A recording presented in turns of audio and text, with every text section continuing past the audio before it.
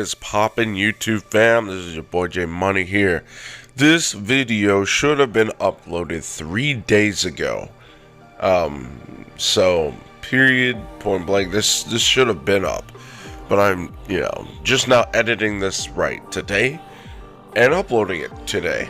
And again, this should have been edited a while ago, but every time I get back, home from work and all that, I figured I need to pull stuff from my second channel for Smash Ultimate and stuff. And every time I do, I basically end up passing out. And that's happened twice now, and I kind of did that last night too. And so I'm like, I want to wake up a little bit earlier in the morning and get this out. Anyway, I'm showcasing you guys some World Chalice stuff. The good, the bad, and the ugly. So I can give you guys a real side to this deck, so you can see realistically, some of the things you really gotta worry about, some of the things that is just kinda that's almost unavoidable. And one of those things is Nib. Nib is a huge problem. You gotta have to almost play into it every time. And your hand has to be really good. Let's just put it out there. You gotta have, you have to not commit to your, normal summon. You have to have, Lee in your hand, and Nimduck already on the field, and stuff. Or you need a World Legacy World Chalice on board. So when they nib you, you can still do stuff. You can still make plays. And that's essentially how that's going to work a lot of the times, because you can't rely on you opening Orange Light all the time. That's just not how it goes. And I probably should make space for triple tactics. It probably should happen. But anyway, I'm a little distracted by looking at what's happening. I should have activated the Unexpected Die first, but the problem is, if I summon a Shine Ball first with that downbeat and stuff, and I summon the Venus, and they Fog Bladed, then it wouldn't have, it wouldn't have been the best. So, how should it's weird, because, and so I've noticed this problem a lot with Unexpected Die to Venus, to where it's just I have no other targets, fairy targets to summon with Unexpected Die, except the Shine Ball. So, knowing that, some things have changed, and in fact, actually, this deck changed a few times throughout these replays that you're going to see. So you're not going to see the same ratios, you're not going to see the same deck count, you're not even going to see the same cards, you're going to see different stuff. And this is just the whole time I just started picking the deck back up and just testing more things, just to stop myself from getting nibbed all over the place. So I think that's enough of the I think that's enough information you guys need to know for right now. So let's go ahead and get on to the actual, duels themselves. So this duel is basically over. We're starting the next match. And this is, like I said, we're showing you the good, the bad, the ugly. So I think this is one of my losses. So I start with the Venus. He has Ruler in his hand. He lets me pop off for free, so I think this should be game. So, let's see. I'm not sure if I made a misplay or not. But we're going to see. We're going to go and dump the Eva with our Asmodeus. Now, one thing to know, right? Typically, the reason you dump Eva is to get access to Lee. But if you already have it, then you may not even want to dump Eva in the first place. You may just want to go and dump an Archer Christie into your graveyard. That may be something that is worth noting and worth going for, because I've done it a couple times where I was like, oh, I already have the Eva in hand, I'll just discard it with an Appaloosa or whatever. Or if you don't feel comfortable, or if you don't feel safe enough, you can just add Orange Light to your hand. And Diviner of the Herald, especially if you didn't normal summon yet, because there are times where you get to combo without normal summoning, and if you have it normal summon, you can just normal summon that diviner and get way more value out of your stuff. And that's, you know, and there you go. He's e-telling, and we got the Apo. And, you know, he battle phases, he attacks IP. I allow him to go into battle phase, and I allow him to attack into the IP. Simply because, well, I have Orange Light. So it's like, okay, I can make Link 5 anytime, you know, whatever. I have the World Legacy World Challenge for follow-up. You know, it's all good stuff. So we battle phase him. You know, we swing a bunch. And I think we don't make the Link 5 here. He has World Legacy Secret. Even a deck such as Super Quants is on World Legacy Secret. It's just insane to me. So, he battle phases, he attacks the World Legacy so he can go into his extra deck. Or he just normal summons Driver. Weird. But, Link all 4 monsters into Link 5, it's game. Now, here's where the trouble starts.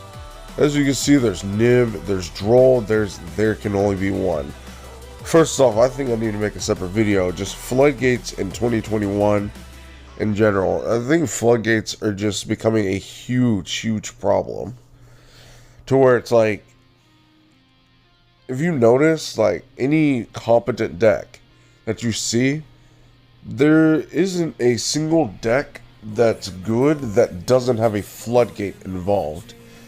And that's simply because floodgates seal the deals. They seal games. Floodgates do the exact thing that players have been advocating for. It does the exact opposite.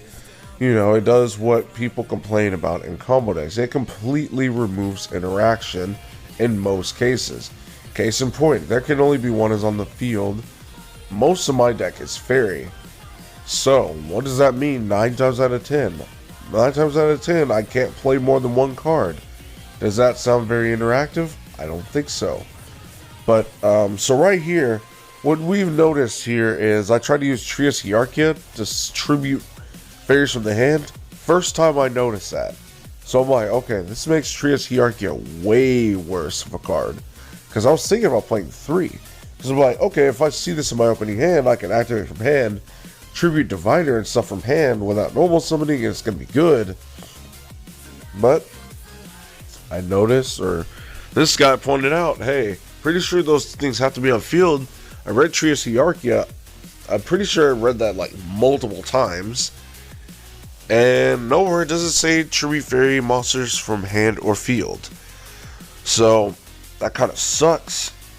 And of course, I scooped there because I got nibbed and I had no other place, and he saw all the cards in his hand. So, yeah. Also, miraculously, that game too, we managed to win through their. Wait, no, we lost. My bad. We lost. We were able to play, but you know, because we didn't know. Well, I had the Trias Hierarchia to tribute 2 fairies from hand to try and summon and pop the there can only be one, so I can actually do something, you know what I mean? But, you know, yeah, Trias Hierarchia is not as good as I thought it was. Anyway, what is it? This guy, what did he imperm? I don't know. He must have impermed like a Diviner or something. Probably what it was. He probably impermed Diviner. So, yeah, you can see that guy up there. You can see in the chat saying so many different archetypes. You kind of have to do that now. You know, he tries to go into Meow Meow. I'm like, you kind of can't. He's like, why? What's up? I'm like, Christia says no. And there we go. Here's one of the games where we open Eva. This end, very awkward. We opened both Valkyries. We rarely do that. So I'm like, damn, I opened both of you motherfuckers. Like, and it's like no starters either, no Venus, and no Diviner. Like, none of these fairies are level 3. If it was level 3, I'd be able to do something. But, and no Vanillas. And I drew that World Legacy, and I'm like, I can't do anything here. Not really. Now, as you see, this guy has 4 hand traps. He had Valor, Nib, Ash. And that's right, you saw it correctly. I played Drag Down to the Grave in the side deck because at this point I was so tired of getting nibbed every game 2 and game 3. It was insane. I saw the nib in his hand, but then I saw Effect Veiler in his hand, and I looked at my hand, I'm like, dude, if he Veilers the Venus, I pass. And I saw the prank in his hand. Like, I could do something about the nib. So, I didn't know he was going to draw Veiler after I discarded Veiler. So I'm like, alright, cool. If he nibs me, I got some delete at the World Legacy and all that stuff. And this is like, okay, I'm still good. I can still play. And then I go for the search and he Veilers. I'm like, bro, 4 hand traps. Are you serious? So, right here, this guy, he's so good at the game. He started off with Adamantimators, and I had, like, my hand, I was like, I know what they can do, and my hand isn't going to be able to beat it, even with my top deck, because I don't main deck Ruler. So as you can see, this dude D-shifted me, I passed, he summoned Dragoon, whatever, and he Ashes, like, Unexpected Die. He Dragoons my Diviner, I believe. Yeah, he Dragoons Diviner the Herald. Then he nibs. So I'm like, D-Shifter, Ash, Dragoon, and nib, and a Pranked. You're so good at this game. And I set it up there, and where he says, knock me all you want, it takes skill to summon this guy. I don't know why it doesn't show it here, but he reveals True King, Hot Red Dragon Arching Calamity. I'm like, it's really not that hard to summon that thing. All you need is to summon Plague Spreader off of Needle Fiber, make Savage with Plague Spreader, summon it back, pass. Like, that's all you need to do. Like, it's very easy to do that. And just summon Formula with Fiber.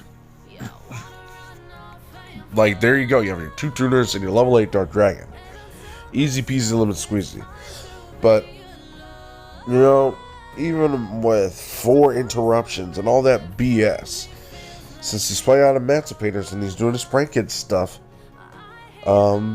he didn't have any out Emancipators. He can summon 2 level 4s to make Gallant, so he kind of passed with just stuff on the field. No good stuff, but just stuff. Yeah, so I popped off, summoned Hyperion. I wasn't even going to pop his monster, but look at that. He has Guardian, he has Block Golem. I was thinking about that, but I'm like, dude, there's so many non-Earths you're playing. And this has to be like your 3rd card you summoned off Adamantimators. Like, hands down. For this to even be good. So, we are going against a Dark Lord player this time. Now with this, yeah, this is another one of those matches to where it's just like you gotta worry about monsters and back row. You know, the worst kind of decks you can play against. You can play against a deck that centralizes around back row. You can play a deck that centralizes around monsters, but the deck that does both is very hard to deal with because I can side anti-monsters such as Ruler, but the fact that you set back row means I still have to deal with stuff outside of just hand traps. Now, as you can see, as I said before, the deck did change a little bit. It does change as you continue to watch because now you see Cyber Angel Ben 10. What does this mean? This means I added, and this is like 55 cards or something like that. This means I added 3 pre-preps, 3 preparation rights, Ben 10, and Herald of Perfection in Dawn of the Herald. Yes, I went that far just so I can stop getting nibbed. And because it's just that much of a pain in the ass to get nibbed, I was willing to go that far to where I can just summon Herald of Perfection and have that negate just sitting there while I do my thing, while I do my combo. Now, that was all good and all, but the problem with that is a couple things. One, I can get to Herald of Perfection, but that doesn't necessarily mean I can get to Ben 10, which leads to problem number 2. With Herald of Perfection, I may be able to even summon the Herald of Perfection, but if I open like another spell in hand, the rest of the monsters in my hand are likely going to be tributed, including my starters. And even if I do not manage to tribute my starter, I won't have another fairy in my hand for a while, which means I've already passed summon 5. By that point, I do generate a fairy into the hand. Which leads us to another issue. The reason why this is the case is because if you paid attention, look at the deck. Look at all these monsters and their levels. They're all low levels. So, look at this. I have 5 levels in hand right now. I don't even have the necessary things to summon that perfection. So, you know, because there's so many low levels, yeah, there's a couple high levels like Hyperion, World Legacy, and all that, but that doesn't really mean much if the majority of your deck is low level. So, ultimately, I had to cut it and take it out and have to come up with some different routes to deal with Nib. But other than that, guys, I hope you guys learned something very important with this deck. I got another one coming up, so thank you so much for watching. This is J Money, and I am signing out. Won't you make up your mind? 'Cause I'm getting tired of overthinking every move you make. And I can help you decide who you're loving now, and how I'm not quite there somehow.